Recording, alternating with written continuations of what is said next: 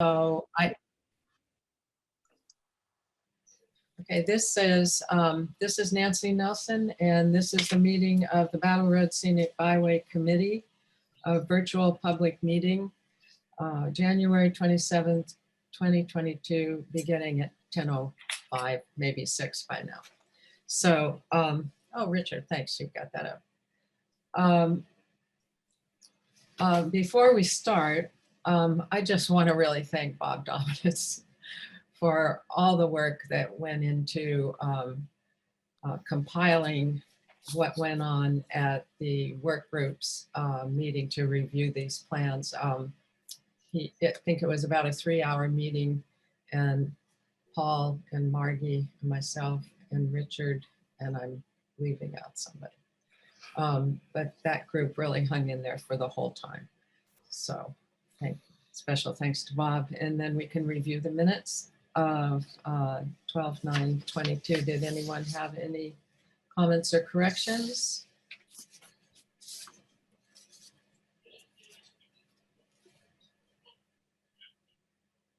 On the minutes, I should probably be noted as Lexington Historical Commission as my official role. Great. Anybody else?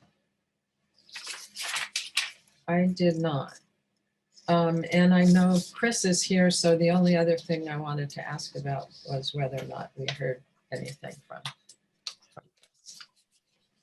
Okay, so can we have a vote? I move that we approve the minutes as distributed. Okay, all in favor? I think we You should really ask for a second. Oh, yes. Thank you, Richard. Yeah, okay, so let's see, Bob? I'm sorry, who seconded? Me, Paula. Oh, Okay, hi, Paula. Hi. Okay, Okay. so Lexington, who is speaking? yes. Lincoln Hi. Yes. and Concord, I. And the National Park is, did we get? We didn't get, oh, Beth, hi. Okay, no one still from the National Park. Okay, Arlington approves. and I vote yes. Okay, I'm sorry, Paul. I said Arlington will approve the minutes. Oh, I'm sorry, I thought I got you. I didn't mean to skip over you. Okay, I'm new at this, so bear with me. Okay, that looks like the minutes were approved as written. Thank you. And we can proceed to second item on our agenda, which is just kind of a discussion of the working group's review of the December 9th, 2575% submission. And Bob has agreed to start by summarizing. Okay, yes. Yeah, I'll try and keep it very brief and just concentrate on the areas that we had some collegial disagreements on. So this effort was intended to study the plans and get back to the full committee with any observations that we had, and also to see if we could arrive at any recommendations for changes to the plans or to endorse the plans. And it presented some, I'd say, challenges for us, which are new to this committee, but they're likely to come up in the future. One is it required us to put on a different hat than we do just representing our towns, because the byway needs to coalesce around positions, and if we don't do that, then we really serve no purpose, because the towns themselves are stakeholders, and if the byway just becomes another conduit for the individual towns to say what their individual positions are, then the byway committee really has not much, is not adding much to the discourse. The other, I guess that was both things I wanted to say, that it required us in some cases to think differently, to put on a different hat, than we would if we were just representing our towns. And also that it requires a resolution of differences in order that the committee could continue it to be an effective stakeholder. So I'm just going to go through the, and incidentally, everybody else who was at the meeting, feel free to jump in. I'm going to go through the, and I'm going to do this very quickly, all the attributes or issues that were involved in the plans that we looked at. So I'm going to go through this pretty quickly. On the road intersections, we actually looked at the design of the intersections. We had no objection to most of them. And on the intersection with Old Mass Avenue, we just wanted to keep that on the front burner, that there's an issue there about safety with traffic, eastbound traffic on 2A trying to move around to the right of traffic that's waiting to turn onto Old Mass Avenue. They're chewing up the pavement. This has been going on for more than 10 years. If there's a bike rider there, they're in big trouble. So something needs to be done there. And really, the highway department could go in two directions with this. One is to make it clear that you cannot pass on the right if you're trying to get around a car that's turning to the left. That will slow down the traffic. That's a good thing. It's actually a safe solution. Might be front.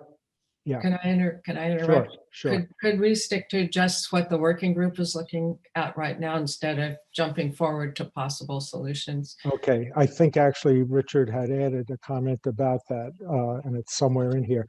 Okay, sure. Should we talk as we go along? How would we like to do this? Because I think the first sentence is maybe misstated. Do we want to talk about things like that as we go along, or then come back and open discussion? Does anybody have preference? I think if we try to edit this document as we go along, we will time. never get to the second page. Yes, yeah. I agree with that, actually. I would like to make a general comment.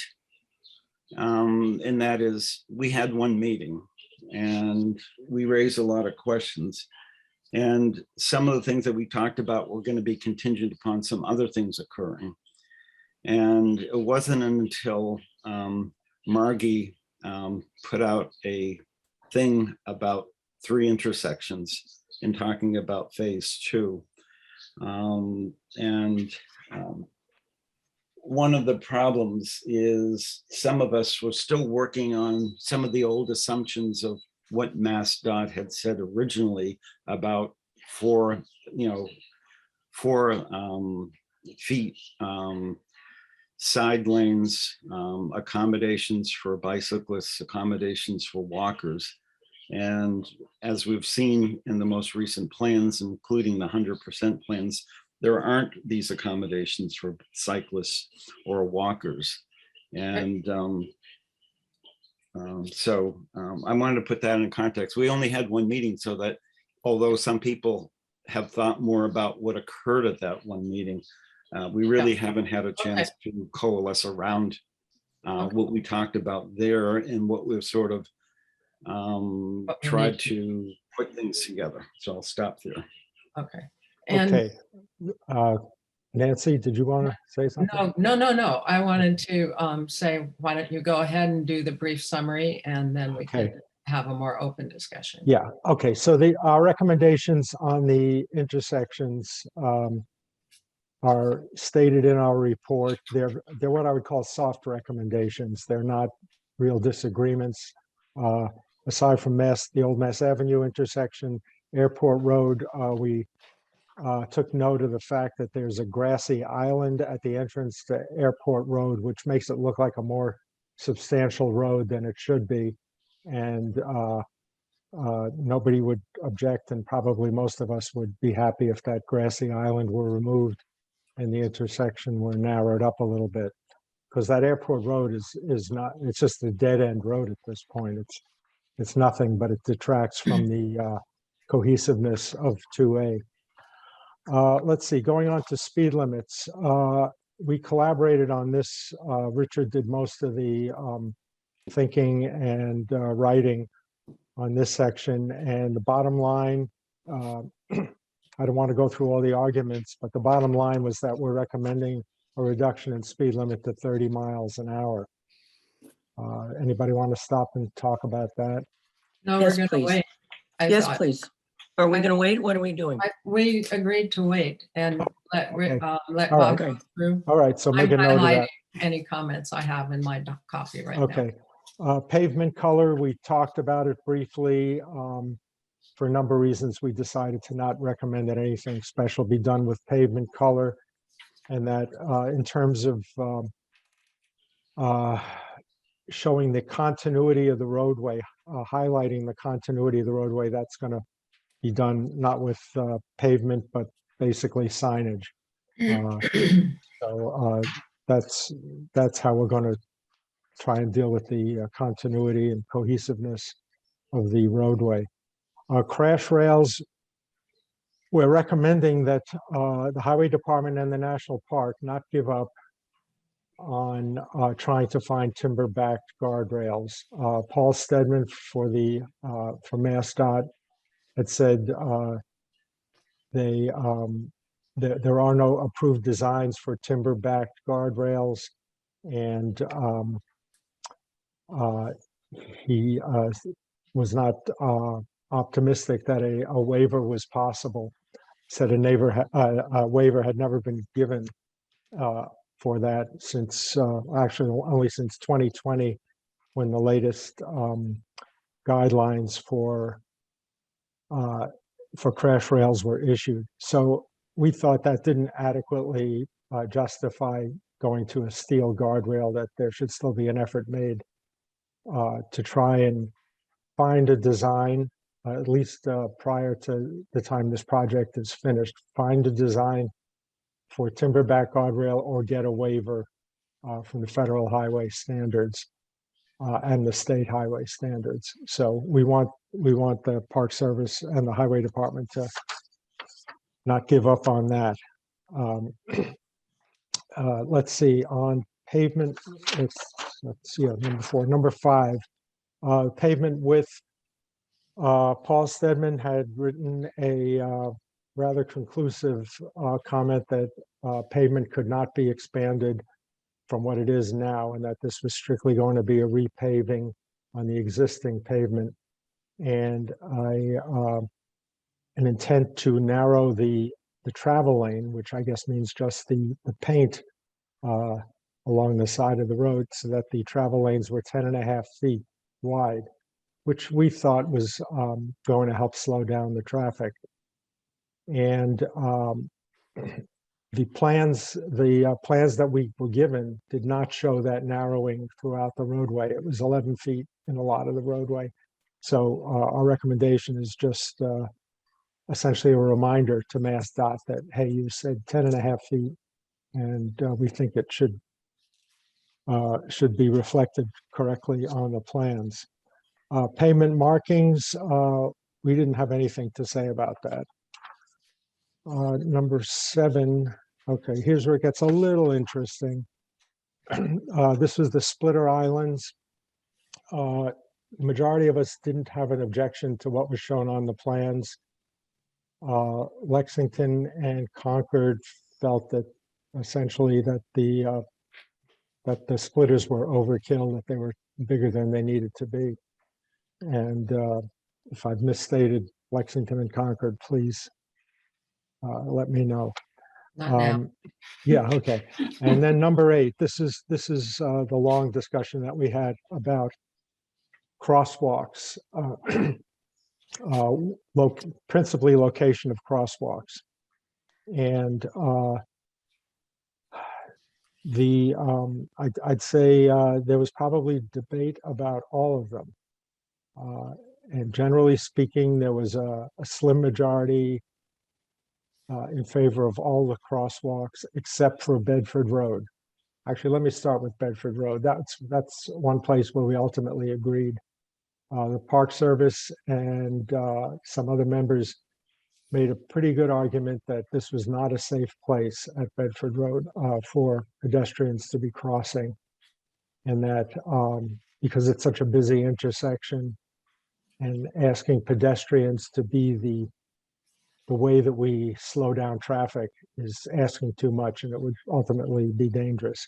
So I went along with the majority on that, even though my town, Lincoln, had asked for a crosswalk there. But I put on a Battle Road Byway hat and went along with the majority recommendation. And that was contingent on the Park Service committing to create a path alongside 2A, not right alongside, but in the woods a bit, so that folks can walk from Bedford Road over to Bedford Lane, where there would be a very safe crosswalk with good sight lines.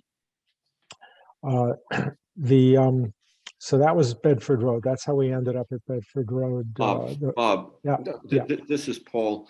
I Yeah. was out there looking at that terrain and everything, and maybe it's just me, being from a distant town. I had a hard time finding where Bedford Lane is. Is it east of Bedford Road or west of Bedford Road? It's right west. by the ranger station. Yeah, it's over there where right where the parking lot is. There's a pretty big parking lot. There's Yes.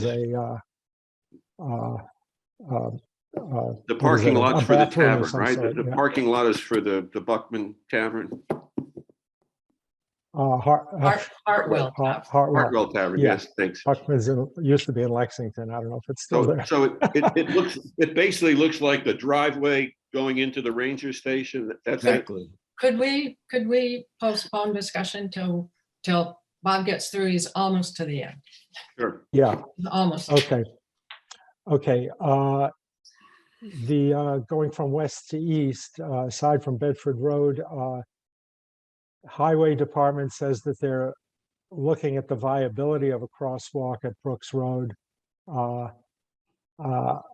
I'm certainly in favor of it. The folks who aren't wild about crosswalks on our working group are not enthusiastic about that, but there are a lot of residents over there. And so our recommendation, and I hope I haven't misstated it, was to just let the highway department figure out whether or not that's going to be a safe place to put in a crosswalk. Mill Street, Richard had some comments about Mill Street, with some reservations about having a crosswalk there, which he can elaborate on. I'd say, I shouldn't say Richard, I should say Lexington. And Lexington and Concord, I guess, had reservations about all the crosswalks, particularly the context and whether they're going to really interfere with the character of the park. So I think I'll leave it at that. And Signage. pardon? Signage. That was. Oh, nice. yeah, signage. Our only comment on that was, and we understand that it'd be great to eliminate signs because there are so many of them along the roadway, but that the roadway really needs to be marked as either an all-American road or Scenic Byway or a Battle Road Byway, and or all of those. So yeah, there's an issue there that hasn't been, I guess we don't have a cogent recommendation on it, but we understand that there needs to be some marking of the roadway so people understand that they're not just on a state highway. And that's it. So that's excellent. And before we go on to a fuller discussion, I noticed Diane Hannon, welcome. Could you let us know if you're representing a town or an organization? Oh, thank you. No, I'm just an interested citizen, just listening. Excellent. Thank you. Welcome. Thank you. Okay, we could go back and discuss these one by one. Does that make sense to everybody? If we don't, I think we're going to be bouncing back before back and forth between them. Often they're interrelated, so there's going to be some of that, but is there another idea for that? Okay, shall we dive into the first one then?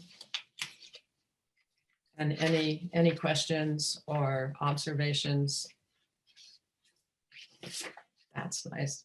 I just noted, Bob, would you look at the wording on the first sentence again? I think maybe it's not correctly. I think that's not what you meant to say. Which sentence, which First, item? under recommendation for number 1, the working group supports the plan's layout. And I think you should take out all but 2 for the and just leave it for the intersections at Lexington 2A and Airport Road.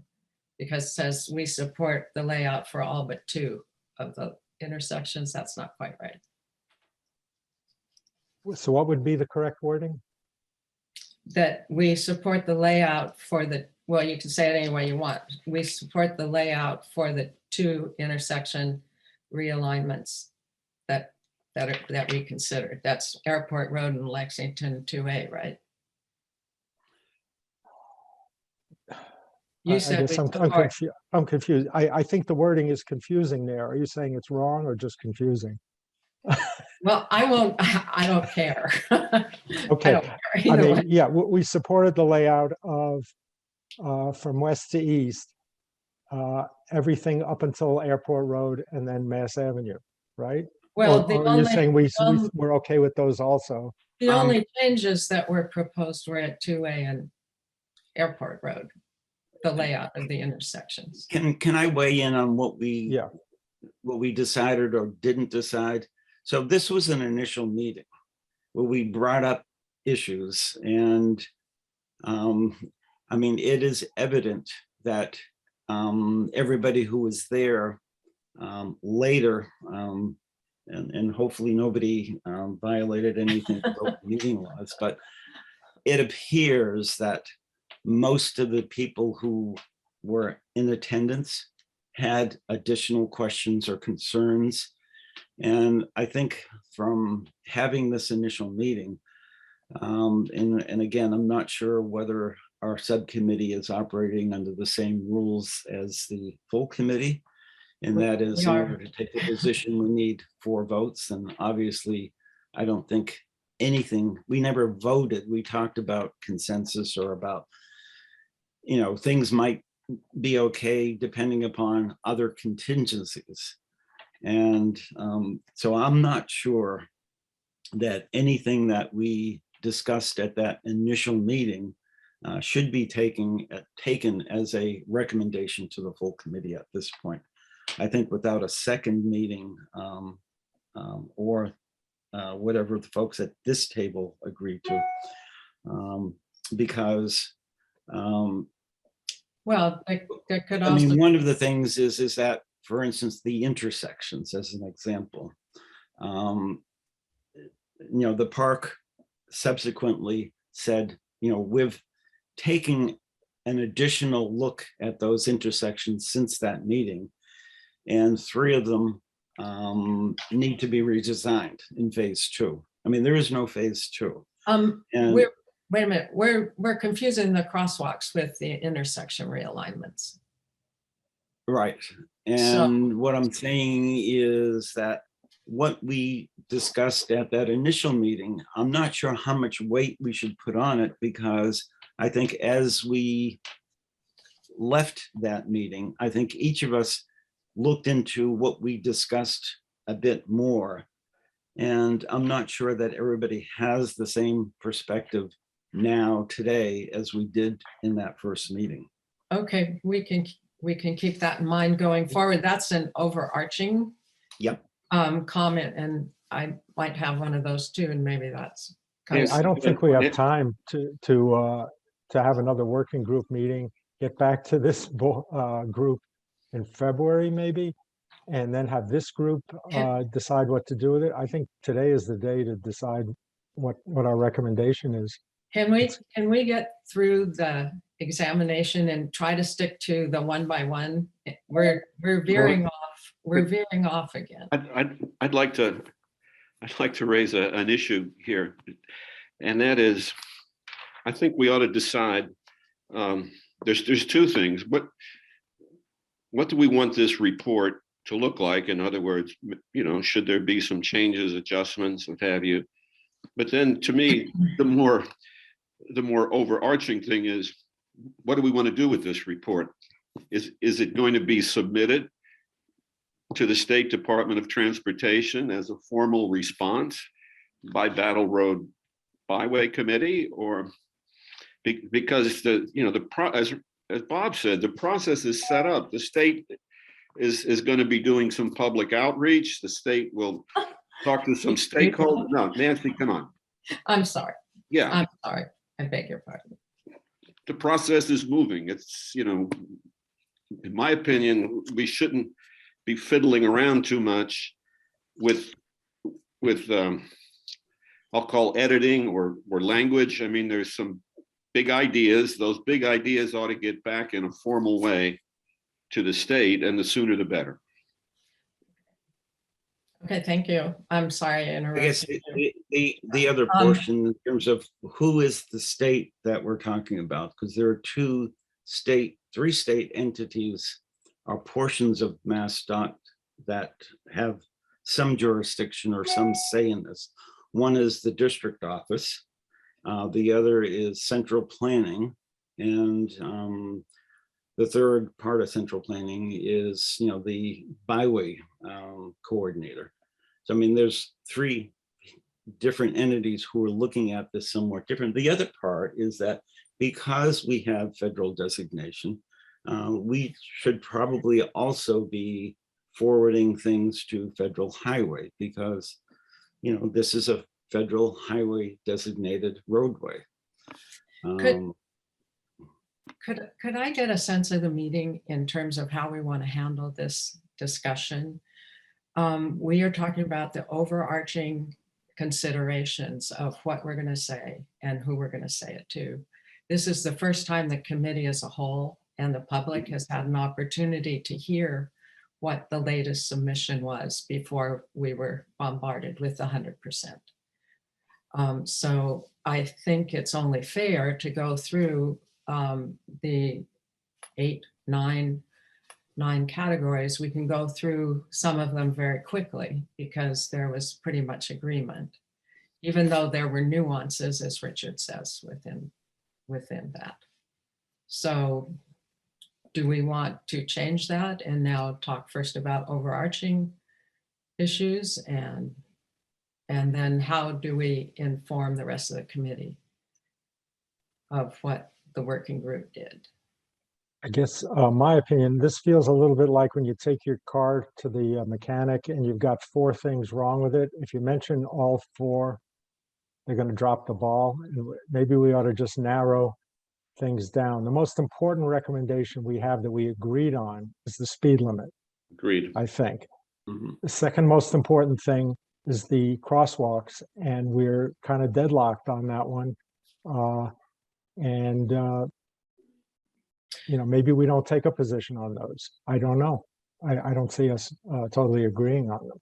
Okay, I think Go ahead, Clarissa would Clarissa. like to speak. Yeah, the thing that about the speed limit is MassDOT has promised to study the speed limit as soon as these changes are made, as soon as this project is over.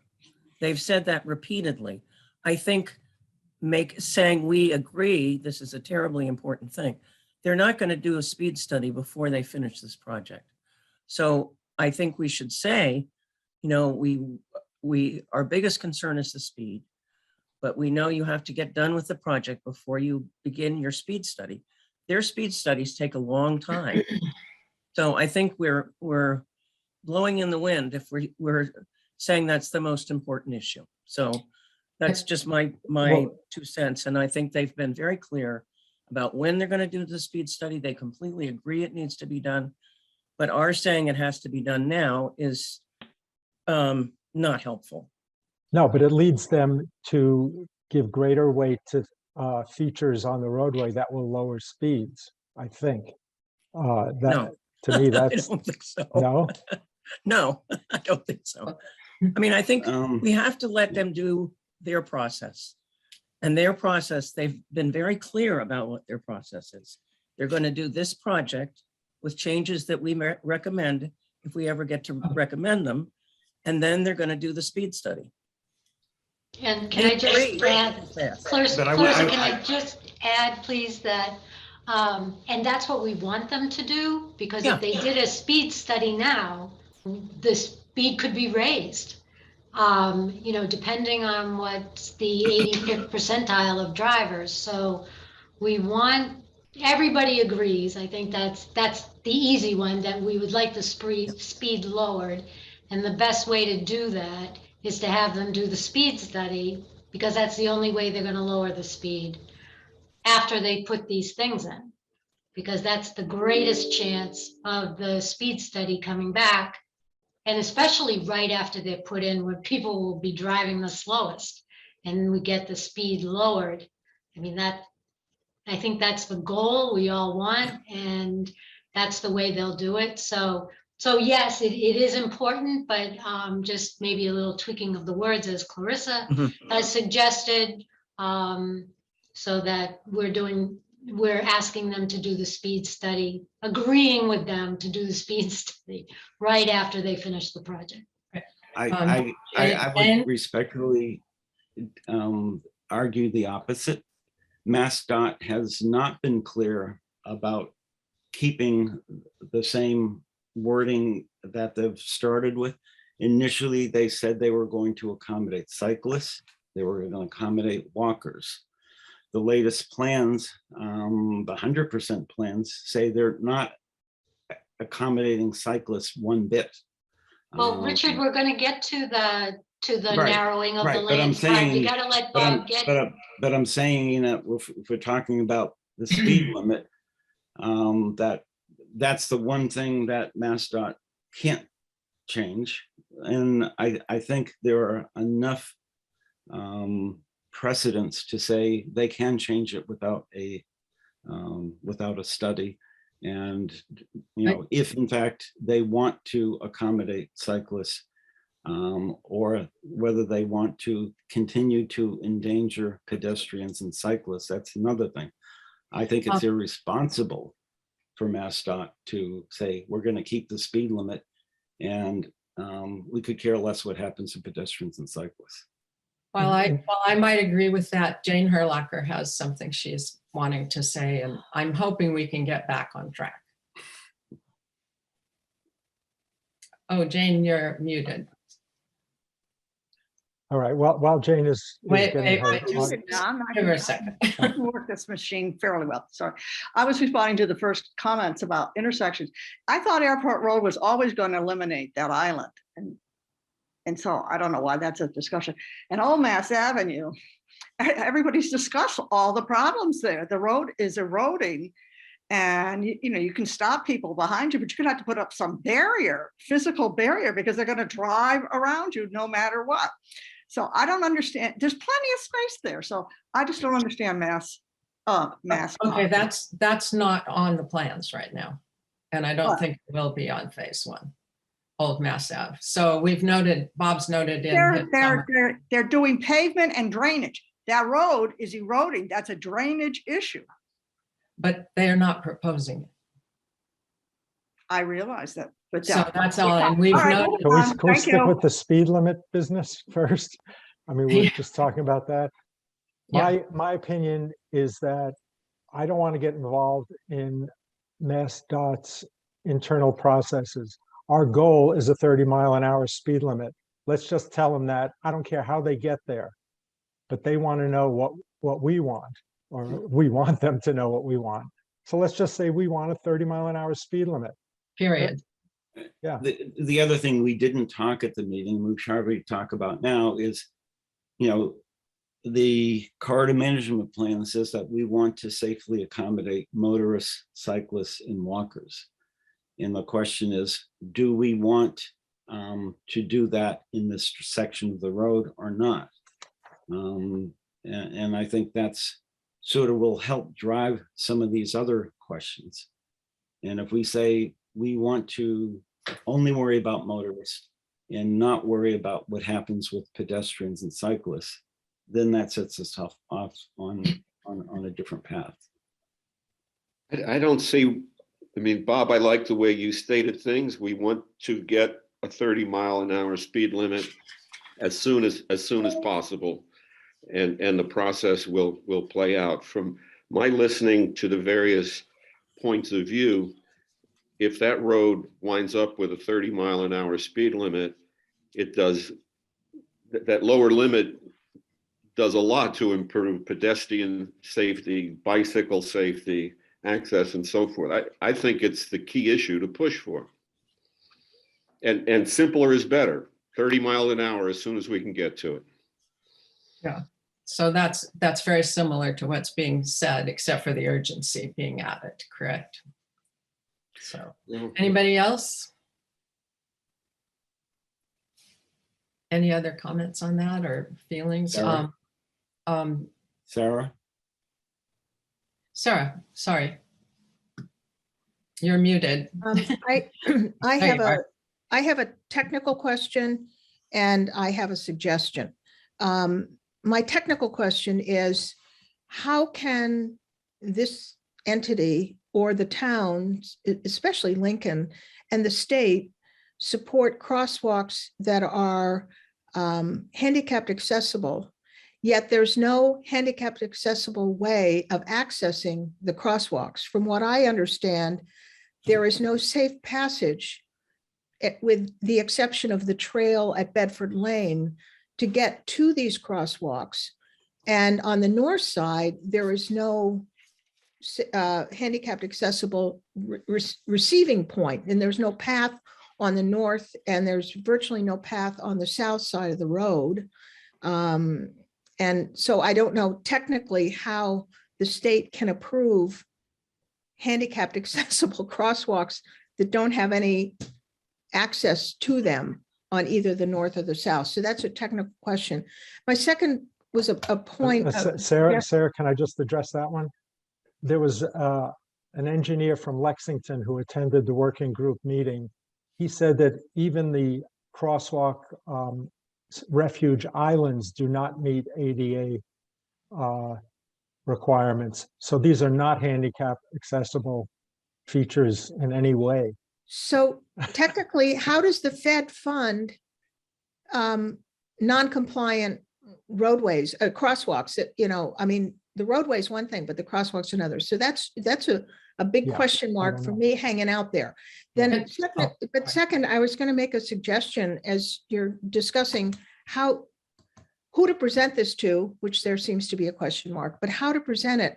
And I would suggest opening with the charge to the Battle Road as articulated by Dick, and then following with your overall objectives, which is to lower speed on the roadway, ultimately to 30%, and then follow with your specific recommendations, because then you've drawn a line in the sand, you've established yourself as a committee, you're saying, here's what our charge is, and here are our overall objectives.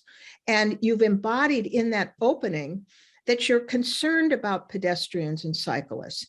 And you could make a comment where you do not see that they've been adequately accommodated. And then you can make some specific suggestions, but you've outlined the big picture. And then underneath that umbrella are these smaller comments. And and not every comment will address achieving all those objectives, but at least you've got it there in writing. And then third is a question. I have yet to see anything from MassDOT outlining a timeline and who's on first and who's on second, who's supposed to be reviewing what, when, and where, what role the chapeau plays, what role, anybody plays in this along the line. And then as a general citizen, as as the general public, not on the committee, where is the outline of where public hearings are going to be? I was deeply involved in the Route 2 project, the Crosby's Corner project. We had clear dates, timeline for public hearings, both neighborhood hearings and then general public hearings on that project. And I'm a little surprised. And this was District 4 who was leading the charge in that case. That was our entry point. I mean, our point of contact. But it was very clear to us what was happening when. And this is very confusing to me, especially given that it's going through the national park, that it be so vague, and that all of you, with all of your contacts and expertise, there doesn't seem to be anybody settling on, well, here's a clear set of deadlines. Here's a clear set of our people we should be in touch with. So I'm scratching my head over that one. And I do not fault this committee for that at all, or any of the town representatives. I do fault, Mass Highway for playing a little fast and loose with this. Okay, Jonathan, thank you, Sarah, very much. Jonathan? Sure, thank you. The approach has been since the beginning with the tool forums with MassDOT that the national parks would have projects to connect to the crosswalks, and the national parks was initiating an internal study of the mobility and the circulation of visitors on their park to figure out where the siting of those connecting paths should be. It was quite adamant that they were going to be running the projects for establishing paths on parkland. Can I interject? It's very unfortunate that the national park is not represented here today. I'm very disappointed by that. I do know that that BJ Dunn was in favor of 1 and maybe 2 crossings within the national park if they were safe. He always emphasized that. And I understand from the hearings or from the stakeholder meetings, which were quite limited and not public, they were by invitation. He was always concerned with the historic character of the park. I also know that the park was going to initiate a study to see what would make sense from their point of view and what would be required. It's expense and it's time. I think a decent argument, an excellent argument can be made for deferring those until those safe connections can be made, can be funded. And it's not assured that the park would agree with all the ones that are being proposed. So to approve those blanket approval, I think is a real mistake and a tragic mistake for the park and maybe for the people who are imperiled. An interesting thing, and then I'll be quiet. It didn't occur to me for a long time, but putting the PEDs in, the pedestrian crossings, take up 4 feet of the roadway, which if you have an 11-foot lane, as the 100% are now showing mostly, you have very little left of the shoulder. So it's ironic that reducing the speed and inviting people to cross the road in a more safe manner, which I don't really think is what those are there for, really reduces the paved surface for bikes and makes it less safe. So that's just a couple of observations. Yeah, and I trust MassDOT with their expertise in executing safe structures for pedestrians and cyclists and complete streets access to form an opinion on that. I don't think it's our job as the Battle Road Scenic Byway Committee to opine on that, on the safety of it, because I don't think we have the expertise in this room to make that opinion, or to make an opinion about what the park wants to do with pathways. No, that's what I'm saying. We don't know what the park will eventually endorse. And so it's premature to approve these PEDs. Well, we know what's there today. So theoretically, what MassDOT wants is in the 100% plan today. And I think we're here to discuss, what about that plan do we have difficulties with? Right. And safety is a big one. And yes, a concern about safety, but I'm still thinking with my Battle Road hat, my Battle Road Scenic Byway hat and Town of Lincoln hat on, they are the ones who are expert on where the sightings of crosswalks should be. I don't. And again, looking at the 100% design, it appears that MassDOT has said, we don't want, and we won't acknowledge cyclists on the roadway. Initially, they said they were going to have a 4-foot shoulder. You just talked about the pass that the park was going to have that would have helped accommodate pedestrians and cyclists. MassDOT, in deciding they're not going to expand the roadway, it's going to stay the same, but nothing changed in terms of the road layout to accommodate cyclists or pedestrians. And it might be worse. We're still working under the same assumption that MassDOT would figure out a way to safely accommodate cyclists and pedestrians. We know from the 100% designs that they have given up on the idea. I mean, it's not our call, it's MassDOT's and Federal Highway and everybody agreeing that you cannot have safely accommodate cyclists in a 40-mile-an-hour zone without any accommodations. And that's the case with the 100% design. Initially, they said they were going to have 23 cyclist signs. At the 75, they said they were going to have 11 signs, and with the 100%, 0 signs. So, you know, going back again to the corridor management plan, because that's all that we have to go on, is that we said we want to safely accommodate cyclists, pedestrians, and motorists.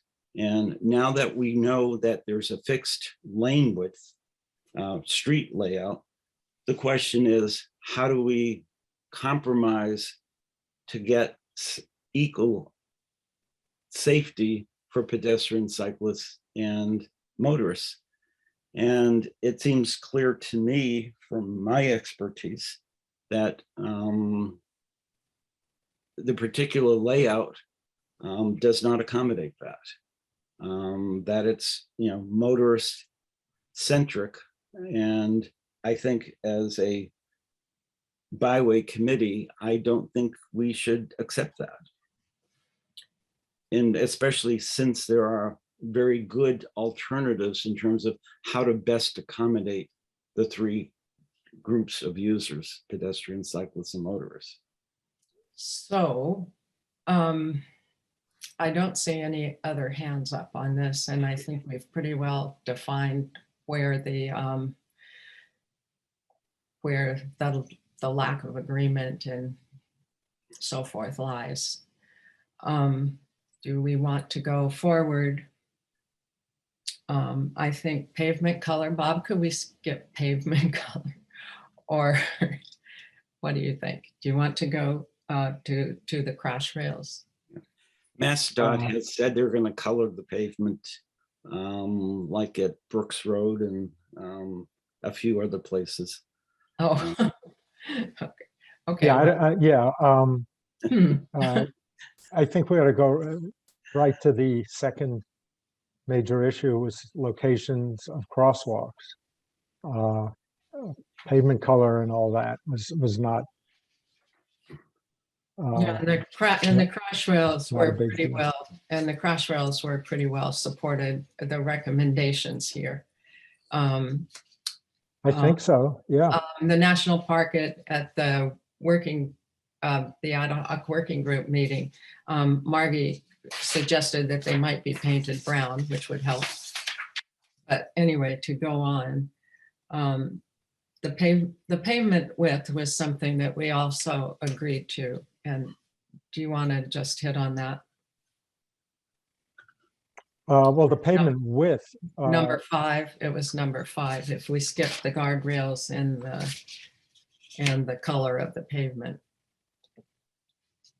Number 5. Yeah, the pavement width is not changing according to MassDOT. They said there are right-of-way issues and financial issues with changing the pavement width. So the pavement width stays the same. The travel lane is,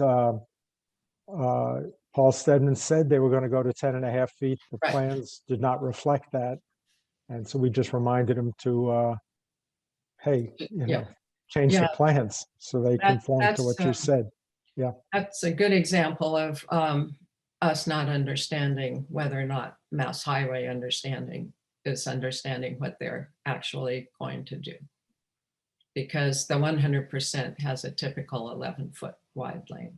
But I agree, that's what the work group thought was important, the 10.5 feet. So for others, that at least gives a little more room to the shoulder, paved shoulder for bicyclists. And So- didn't Paul Stedman state in his letter that the lanes were supposed to be 10.5 feet? Yes, And Yes. I've looked at all the plans, all the iterations, and I believe it's supposed to be 10.5 feet. So it's good to call their attention to it. If you look at, I've looked at the 100%, and now this is a little veering off, and the 100% doesn't bear out a 10.5-foot lane throughout. It's 10.5 feet in some places where they've added some kind of other. Right, but Pavement it off should the be, I agree, it should be 10.5 throughout. Yeah. And Yeah. that way gives a little bit more room for Right. the cyclists. And just to talk about the shoulders, just for 30 seconds. MassDOT never promised to have a 4-foot consistent bike lane. It's something that we asked for.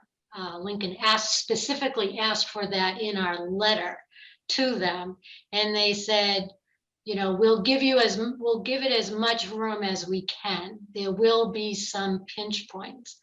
Yeah. And specifically the pinch points were at the pedestrian islands and splitter islands locations. So the 10.5-foot travel lane, it makes that much more important. So so I think that's definitely should be in the recommendations, and it will give the shoulders a bit more room, and will at least be targeting a better bike lane for cyclists. Yeah, the conflict might. So as an example, at the Splitter Islands, where they do have 10.5-foot travel lane, they also have 0.8 feet Yeah. of Yeah. sideline. So cyclists going through by the Splitter Islands are going to be physically on the pavement. They don't have any choice. In the lane. On the roadway. In the Yeah, lane. and I think MassDOT was aware of that, but that traffic would be slowed as we get to the splitter lanes and the pedestrian refuge islands, so that they could be in the road. So From my experience from being on the MPO and looking at things, I am not sure that 10.5-foot painted lines are the best solution on this roadway. Yeah. To accommodate the different users. I would be a lot more comfortable if the roadway had sidelines that were 23 feet apart with no center line. Because the center line forces cars to stay to the right and not really recognize cyclists. If there are no center lines, then a motorist has to choose and navigate their way, which means a slower speed. And I would like MassDOT to look at the roadway and to say, what is the safest configuration to equalize safety for all three user groups?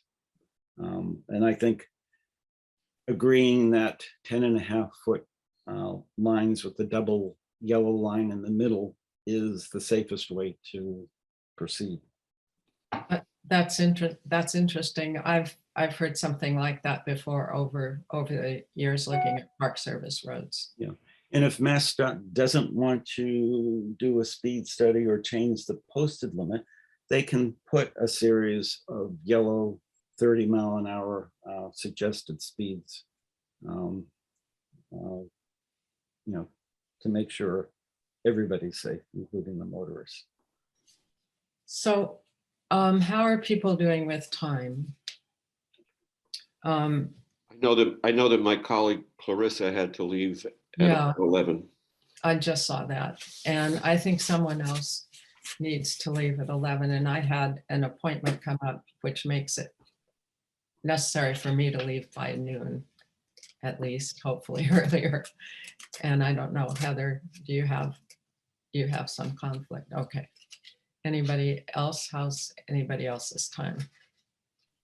Nancy, I'm going to need to hop off at 11:15 for another Yeah, obligation. Can we get a report Sure. from our, And from Chris? that okay with everybody to accommodate Chris's time constraint? Go ahead. Hearing no objection. I'll take that as a yes. Yeah. So, sorry, let me pull up my notes. Jennifer Pierce from the National Park Service right at Minuteman Park reached out to me just around the New Year's asking for some assistance in planning the Scenic Byway celebration. She was really looking for examples of invited media, government representation, speakers lists, additional activities, etc. Just to help Ballard Road's sort of preliminary planning ideas. So I reached out to a number of stakeholders, our reps in Massachusetts, a couple of contacts I have in Southern New Hampshire, as well as a member of the National Scenic Byway Foundation for assistance. A lot of those trails were cold, unfortunately, but I recently contacted the A1A Scenic Byway in Florida that is holding a ribbon cutting ceremony and celebration in March. And they are going to share planning details and an events agenda for their celebration with me. They were supposed to share it last night. Unfortunately, that didn't happen. I reached out to my contact down there this morning, and hopefully I'll have some details and plans to share with you all.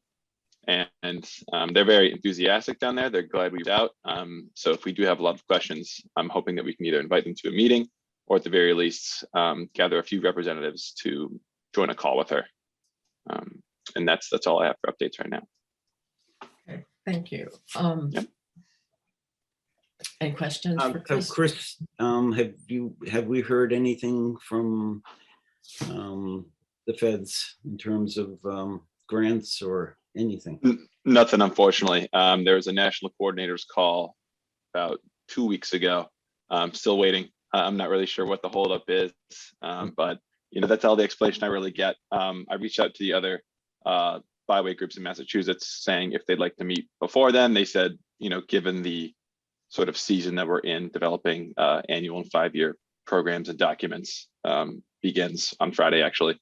So they're quite busy, but they'd like to schedule something for March if we don't hear anything, but earlier if we do hear something. So I'll keep you posted. Thanks. No problem. Okay, thank you. And maybe we'll see you soon. Hope Maybe so, one yeah. question for Chris, when are we going to hear back in terms of comments that the working group has made? Because, I think that's been a very frustrating thing, is the lack of response from MassDOT. Yep, I totally know your frustrations.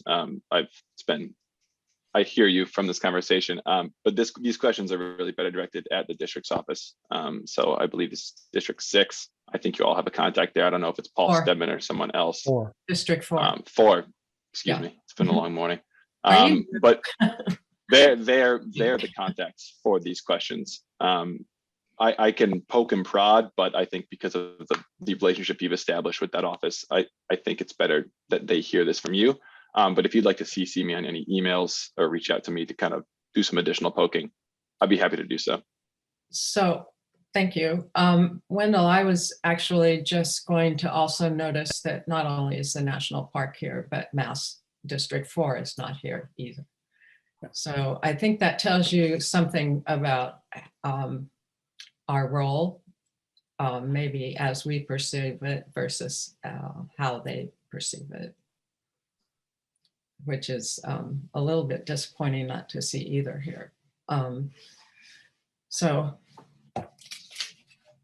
And we I have think some work it to do also- in that regard, I think. I think one thing we also should consider is Mass Historic as a voice that maybe MassDOT hears better than our own voice. Concord's Historical Commission has reached out to Mass Historical, And we have begun to do some outreach as well. And I think probably the National Park has, to find out particularly more about the disastrous experience with the Section 106 process. So this committee, I know, has been in conversation with, most of this committee has been in conversation with Mass DOT and Tool from 2019. I have copies of what went on in, for the last two meetings, but before that, maybe going back to 2017. Very formative and important concepts were being presented and formulated at that point in time, and there was no contact with historical commissions, and that consultation should begin early in any roadway planning project. So Nancy, you said that Concord reached out to the Massachusetts Historical Commission. Have you heard back? We are having a conversation about the Section 106 process and trying to advance some of these. We're concerned with the nature of the PEDs and their impact on safety as well. I mean, we're out of our league and the historical commissions, but yeah, just to see what they think of it. Well, what's the span of the Section 106? Oh, okay. Oh, sorry. umbrella? Sorry. I think the state has a parallel process. Some of you might know better than I do, but when there is federal involvement in any kind of a project, highways, dams, bridges, whatever, and when there is an expenditure of federal funds, it triggers federal compliance with the National Historic Preservation Act, the National Environmental Policy Act, Giles referenced Section 4F. And the section, we have asked for in the past to see a copy of the categorical exemption for this project, which we don't have yet. And we have not had the benefit of the consultation that for the historical commissions. Is specific to historical commissions who are explicitly involved in the Section 106 review. Is that helpful? Yeah, it helps. So you're zeroing in on the Historical Preservation Act connectivity to that, not NEPA, not other things. NEPA as well. There are requirements. Certainly, there's requirements for the review of alternatives. Yeah, but I think, I know a lot about NEPA. I don't see big NEPA issues with this project that's currently defined. Big issues. I would say mostly NEPA hits people's consciousness when it's a new dam or something like that. But also another trigger for sensitivity in NEPA and in the Historical Preservation Act comes from whether or not the project is within a historical area or if it's impacting historic resources. Understood. Thanks. So, yeah, sorry. So, where are we, Bob? Do you want to advance? I feel like think we need another committee meeting. I'm sorry? I think we need another committee meeting.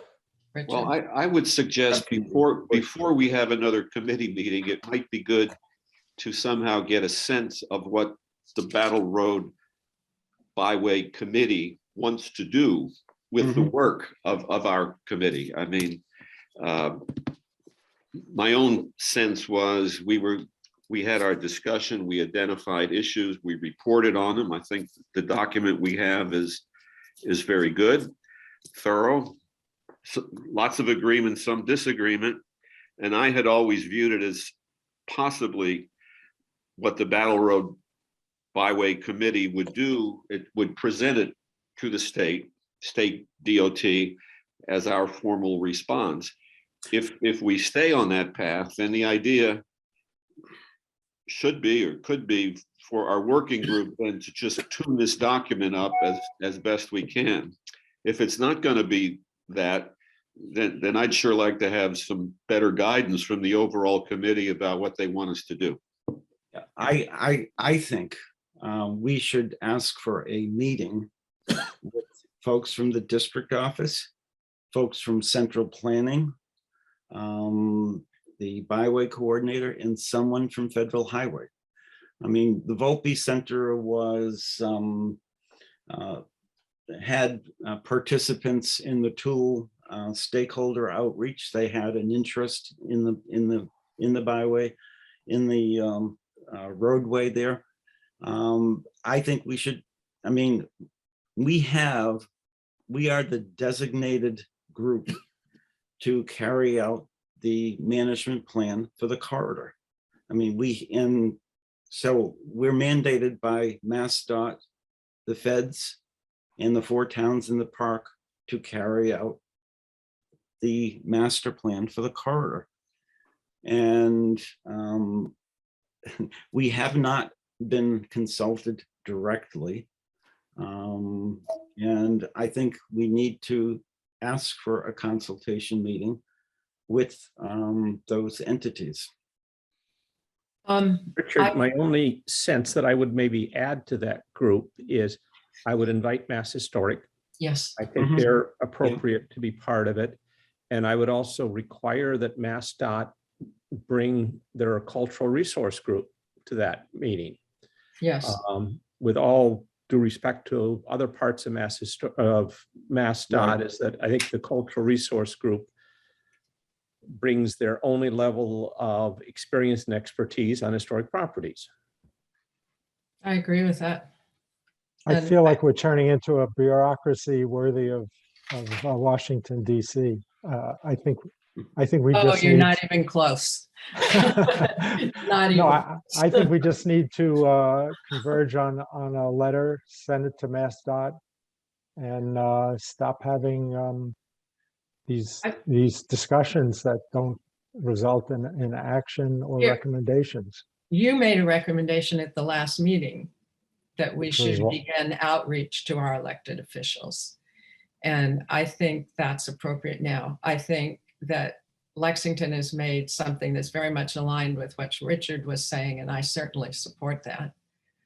So I would remind people that in Clarissa's letter that she sent before she left, we asked for a meeting. I don't believe that was addressed in Paul's. Are you talking state reps or town reflecting? Feds. Take your In pick. Clarissa's letter, it was state Yeah, legislature. this is the time. We need them. The deadline is in May. That's when they're sending these documents out to bid. Yes, the plan is to have those documents urgent. go out to bid by June, I think, if not a month before. So Right. wait a minute. Let me ask. So are you envisioning a meeting with state reps where they sit and ask us what we want, and we have the same kind of discussion with them that we're having right now? I Yeah. mean, we need to know what we want before we That's- go to somebody and say we need help getting it. That's my point. This document could be a very good way to do that, but then we better zero in and get it finalized. Yeah, I think it's pretty ready to go. I think it needs to be layered, like Sarah said, Yep. where everything I comes want under like the you umbrella. At the lowering- crosswalks, you haven't had a chance to talk about, those were issues and they intersect with the splinter islands. I mean, come on, guys, help me, please. All right, on Raise your the hand, Dane, and I'll crosswalks, call on you. on the crosswalks, we have a very amorphous section describing everybody's opinion about it that I think somebody will, from the outside, will look at and just sort of ignore. So I think we need to decide whether we just want to feed that out to the rest of the world or drop it, because I don't think it's a persuasive statement about crosswalks at the moment. And I don't know that we're capable of coming up with a persuasive statement because we don't really agree. I think what we need might be input from, I mean, what's missing here is any kind of a collaborative process. We don't know, for instance, what the base thinks. The base probably thinks this is all fine, probably thinks all the communities think it's all fine. Why would they think that? Why would Massport think that? What is the Massport- base? What is the base? Oh, Hanscom Air Force Base is a direct abutter. Okay, got it. And Hanscom Drive belongs to them, sort of. You know, we sit and talk to each other, but we don't know what the broader process has been. I'm sure that MassDOT and Tool went to those folks, but we don't know what they said. We don't even know, as Richard has said many times in meetings with MassDOT and this group, there was never a summary from Tool about what people said at those meetings. And I've read the summaries from the last two, and you know, what some people had heard at those meetings from the national park were somewhat different than the downplayed comments from those meetings. So I think we need to bring people together and hopefully be able to look them in the eye. Zoom is sort of a difficult format, but and find out with some creative thinking what could be a better result. I don't see that we've got time to do that. We have time. There's no hard deadline on this. If they don't advertise it right away in April or May or June, it's not going to foul up the 2025. The MassDOT's been very clear they want to get this project underway this summer. Yes, I know. I know. So what are you proposing that we use all of our resources to slow that down or stop it? No, I'm proposing that it's not a hard stop, what they're proposing, and it's not linked to anything. I mean, the idea that hordes of people are going to descend on this area in 2025 is, I don't think that's the true driver. I think they're very much under pressure to move projects quickly. And this one, as they have said many times in the meetings, this project is just about repaving and picking up some low-hanging fruit and the easy stuff. I would say from my experience on the MPO that it would be little work for MassDOT to swap another project for this fiscal year and to swap this to the next fiscal year. I don't think that we should worry about that.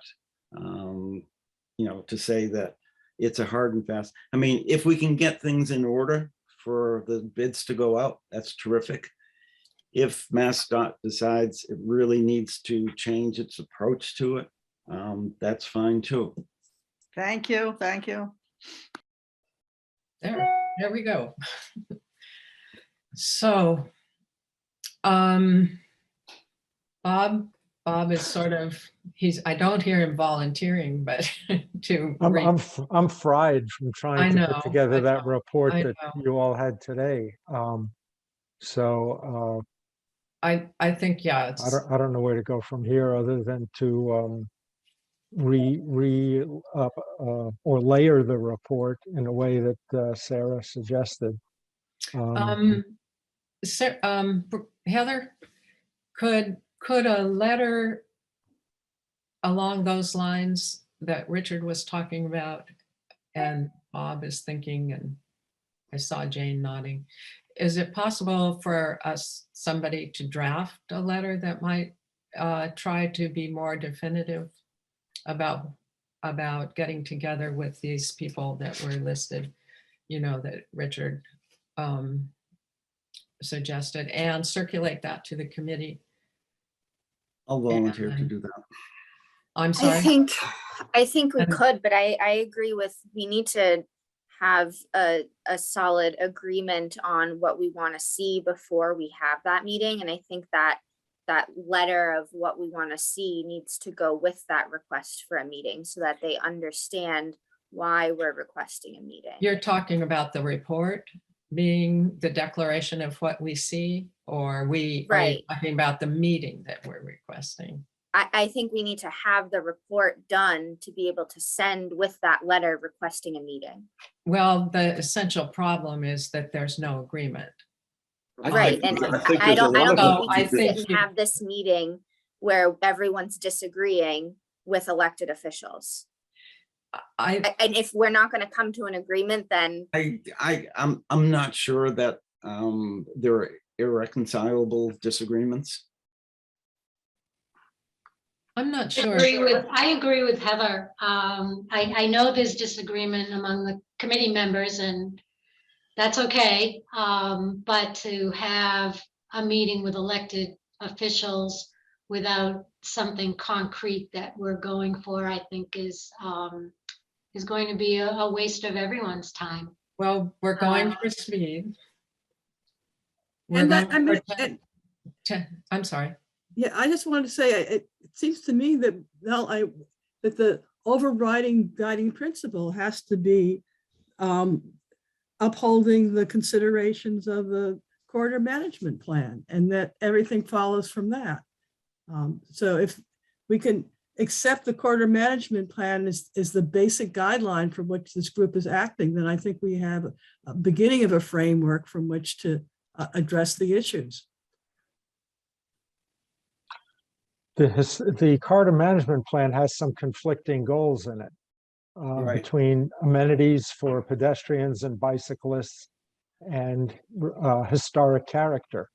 And so really that's why we have these disagreements. We have the disagreements because we started with a certain outlook about how to accommodate the three groups of users. And that has sort of fallen by the wayside because part of it was based on adequate roadway width. And, so that part of it is, if the roadway is a footprint roadway, then we deal with that. If the roadway is an expanded roadway, you can deal with it. We started to deal with it with an expanded roadway to accommodate everything. And MassDOT obviously retreated from that for a number of reasons. And we're stuck with a footprint roadway. And that's what we need to deal with. Because I think we're still dealing with the notion that we're going to have an expanded roadway and we can accommodate everybody by doing X, Y, and Z. That expectation can't be met in this particular corridor for various reasons. Is that correct? Restatement? Right. And so part of the question is, how do you equalize the safety concerns of all three groups? Mm-hmm. And, what we have is 100% plan that skews in favor of motorists to the exclusion of cyclists. And as Margie said, really jeopardizes pedestrians at three of the intersections. So what I wanted to ask the national park today was, what did they mean? I mean, I think only the working group members got the note, right? Yeah. What did they mean about the three crosswalks? Three crosswalks needed to be redesigned in phase 2. So that's a question we cannot answer today. I'm not sure what Can that. you tell me what the three crosswalks are? Mill Street, Brooks Voc Road, Tech, the Minuteman High School, Voc Tech, and Paul Revere. Oh, that's Mill Street. No, wait. You so that's said the Bedford Mill Road. Street, the high Bedford, school. Bedford Road, the high school, and Mill Street. yeah, What happened to Brooks Road? I thought you mentioned that. that's one that Lincoln is. I'd left. All right, that's out of. You guys, that's not in these plans. Okay, thank you. That crosswalk would likely fall also partly within Concord, because I think the road splits there. No, it's all in. It splits, I think, where the Samuel Brooks house is at the corner there. I think that Route 2A splits. but not Brooks Road. No, not Brooks Road, but any crosswalk across. But Brooks Road people do not have to cross Route 2A to visit the Hartwell Tavern. I mean, they can just walk along the edge of Route 2A right now. They don't need a crosswalk. Well, there's a bigger issue with the Brooks Road, with Tanner's Brook trail system, and that's a whole nother issue. Yeah, that's a whole nother kettle of fish. Yeah. So do we have a way forward in terms of tinkering with the Can I make a suggestion? Sure.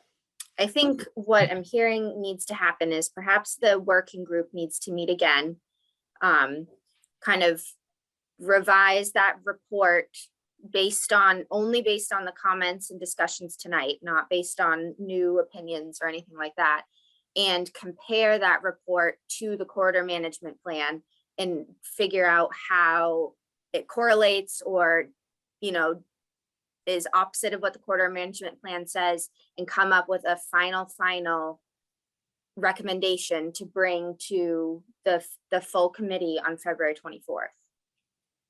I think that really sounds like the only way forward, because we're hearing every town's interest, and then we're hearing that there's also the corridor management plan that hasn't really come into the discussion yet. So perhaps the two documents need to be side by side and made into one. Does that make sense? Yeah. And I think Yes, it Richard does.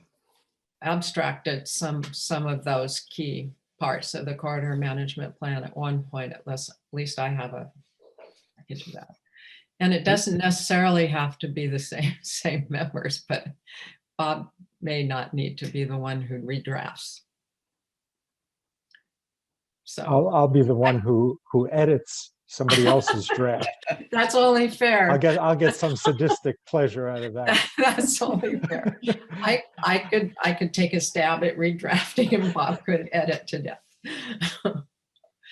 So I edit my own stuff equally. So I have to say, I don't think the corridor management plan is some magical Bible for us on this. I think we already know what it says, and it's the balancing of the conflicting goals of the plan that's the hard part. yeah, it's the balance. It's like the Park Service has this inherent conflict in its mission to preserve resources and to provide for the public enjoyment of the same. And it's always like that. Yeah, So, I will add that Margie, representing the park, was not as rigid about the crosswalk issue as Lexington and Concord were. I mean, the park. I agree with that. I agree with that interpretation. Yes, I thought she was quite good. Yeah, I mean, they have a public. I think she also went back to the drawing board and looked at what we had talked about, and I think she has a different opinion. And I think she accepts the fact that the state has told us and others this is a two-phase program for them, and we keep. I don't know whether you want to say we dismiss phase 2 or we choose to just zero in on phase 1, but. Well, what do you think phase 2 is going to be? Well. What's full depth reconstruction mean to you? I think phase 2, from what I've read, would be the time at which the state would pick up some of these issues that are less optimal for pedestrians and bicyclists, and would have to be dealt with by basically expanding the roadway. Which runs into very, very serious right-of-way problems without batting an eye, and cultural resource damage. Yeah, I get that, but the state has decided, all right, we'll do phase 1, we'll do that now, and there'll be some limitations. Right, but our committee has a role. MassDOT has a role, and we need to speak up to the corridor. Well, my point is, let's get something written up and start speaking up. And that means get this document or some substitute for it finalized so you can take it to these meetings. Exactly. Well, that's fine. So can we authorize a meeting for February 10th at 10 o'clock? This the working group or the full Working committee? group? The working group. Probably. My schedule is so flexible these days. I could do February 10th. It's totally free. Totally free. In the meantime, maybe we'll have some answers back from, I don't know, from MHC. You know, there are representatives that are interested in this, so we'll have something to report, but not, and maybe we'll have some clarification from the national park, because they're just developing their letter back to MassDOT too, is what they said. And So let me ask a question here. Lincoln, clearly a stakeholder, wrote a letter to MassDOT back in June. As a member of the planning board, I endorsed that letter along with the rest of the board, and a whole bunch of committees in Lincoln Lincoln endorsed it. Lexington basically endorsed Lincoln's letter. So, I mean, we got a bunch of stakeholders here that have already weighed in, and now we've got our Battle Road committee. I'm not convinced that we're any more powerful as a stakeholder than any of these other entities, and yet we're divided, and we're kind of tussling over exactly what we as a stakeholder are going to say. So I'm just kind of feeling like maybe we got to have a little humility about what our role is, and pull our expectations in and just say a few clear things. Right. It would be Call it a interesting day. if Lincoln does look at the letter it submitted and look at the plans and to see what MassDOT has accommodated in the letter, and what it's still in conflict with it. Yeah, well, that's a good point. I mean, the roadway situation, the roadway width has changed. And now maybe Lincoln needs to reconsider its recommendations. I don't know whether a narrower roadway is not the best solution. More pavement might make the cars go faster, even if there is a dedicated bike shoulder for bike users and pedestrians. So the reality is we're stuck with a footprint road. Yeah, and I'm not a traffic engineer, so I don't know. so Along that thought, the idea that Clarissa raised it, and I think another person brought it up today. If you want to zero in on getting to a 30-mile-an-hour speed limit on the road we have, to me, that's a very primary goal. You say that, and MassDOT has said they're going to do this traffic study, and it seems that from what Clarissa said and others, they're going to do that after they make these changes to the road. Let's go down a path where we try to get that done as soon as possible. Right, but the question is, how do you configure the road to try to get to that 30 mile? I'm convinced that the 100% plans is certainly not going to reduce speeds. Well, the idea, I thought, was let's get the plans done and then they'll do the speed study, and right, but no, based on the speed study, they can make some added changes.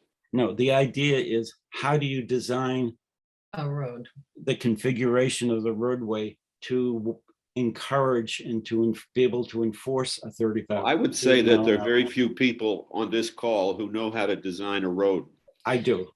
You do? Yeah, I do. Right. Well, get your pencil and paper out and put it in the report. well, I think you're putting a point on what could be done differently. Can I ask a question? That's a question for not just us, but for MassDOT, Mass Historical, the historical commissions, the towns, blah, blah. Can I ask a question? Yeah. But wait a minute. I'm not quite, I just have one last thing. I am not at all convinced that Mass Highway doesn't have some discretion in terms of lowering speeds before they do a speed study. The speed studies always, almost always, would argue for increased speeds, which is why they probably like them. It's a great cudgel, you know, and I believe they have more. In Lexington, the selectmen asked MassDOT to decrease the speed limit on a road that was posted at a higher speed, and MassDOT, without doing a speed study, lowered the speed limit.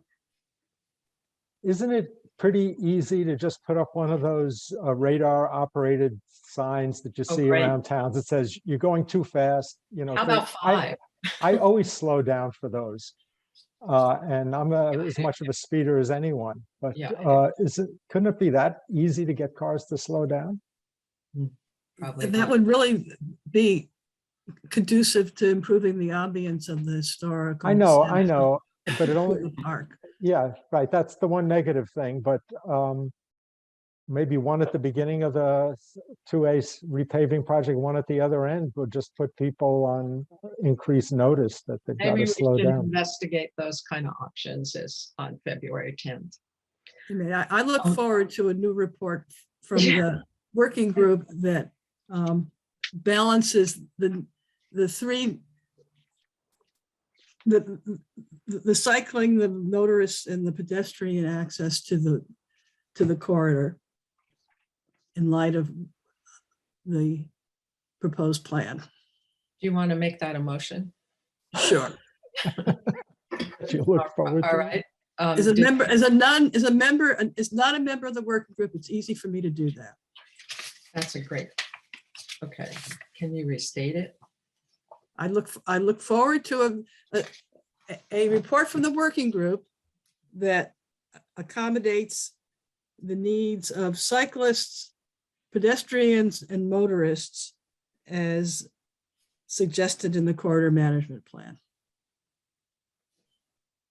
All right, I'll try and get that, a draft of that before our working group. I mean, I think some of the suggestions will be that, excuse me, that things have to happen outside the mass highway right of way, and that it's going to be national park responsibility to make those improvements, not mass highway. Isn't that what's going to happen, Richard? No, that's Not necessarily, no. No? Okay. No. The right of way is actually reasonably sized, but we don't. But it doesn't respect, it doesn't always respect stone walls, and it comes perilously Well, close yes and to no. the, and it comes Exactly. perilously close to That's the another issue. Yeah. boundaries. Is that a motion that needs a second? Does anyone want to second the motion? Second, I can't second it. Lexington did it, so. Or No. should we just proceed at the meeting on February 10th with this as a guiding idea? Yeah. Yeah, I think just a guiding idea is fine. I don't Okay. think Doesn't it need needs to a be motion and a vote. Okay. All right.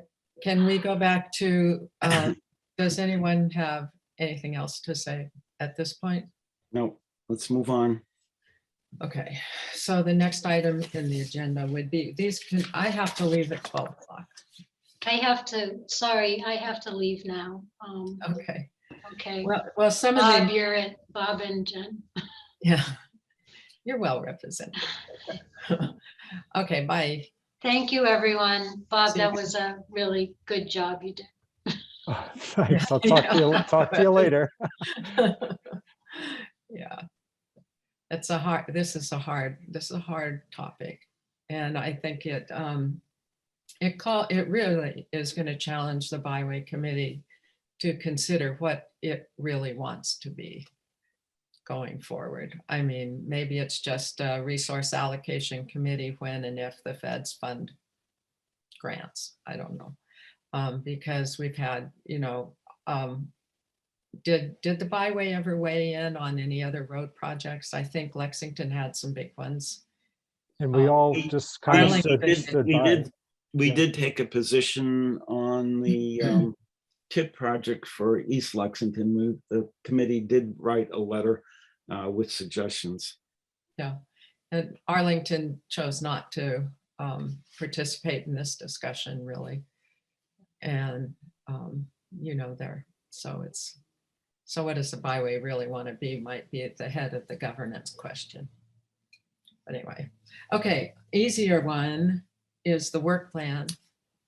And I think we had a good outline once before about the work plan and the All-American Road celebration, the Byway celebration. Is that a separate one or the same? Same thing. And I know some interest was expressed in being on the All-American Road Celebration Committee. But I think Sarah suggested that, and we noted that the national park would be key to that. Does anybody else have any thoughts about that celebration today? Yeah, But so it's on our work plan. So we probably should come up with a draft plan to approve at the February meeting. I can work with our chair on that. So the All-America Road thing is the Byway thing. The other thing I think that we had talked about as a group is the 2025 commission. And we were supposed to get updates from the communities in terms of what they're doing. And I don't have one for Lexington. I know that. I know when I talked to Sarah. You're talking about the state commission? This is the state, federal, who knows what. Yeah. So that we probably should put that on the February agenda. I don't think people have anything to add today. And I don't think we have time for any other member entity updates. And since I need to leave for class shortly, if no one else has public comments, I wanted to move to adjourn. I have one funny update. You'll all appreciate this. The Historical Commission and the Planning Board are presenting an article at town meeting to have town meeting approve a scenic roads bylaw. Oh, great. Concord? Yes, Concord is. Yeah, we don't have one. So we're all about roads these days. We're looking to Lincoln's model, by the way. Some of us. So anyway, yes, a motion to adjourn has been made. Is there a second? I'll second it proudly. Thank you. Thank you. Okay, so Lincoln votes yes. Lexington, yes. Yes. Concord, Arlington yes, votes and yes. Arlington. Okay, there we go. Thank you, everybody. Thank you. Thanks, Heather, and we'll see you all. I think it was productive. What? Thanks, Bob, and I think everybody. it was productive. I think we're getting there. Yeah, Bye. Jane, Thank I you. like your stop signs idea. thank you. Someday I will be able to actually get it in a bigger forum. I'll talk to you about that. Okay, thank you. Bye.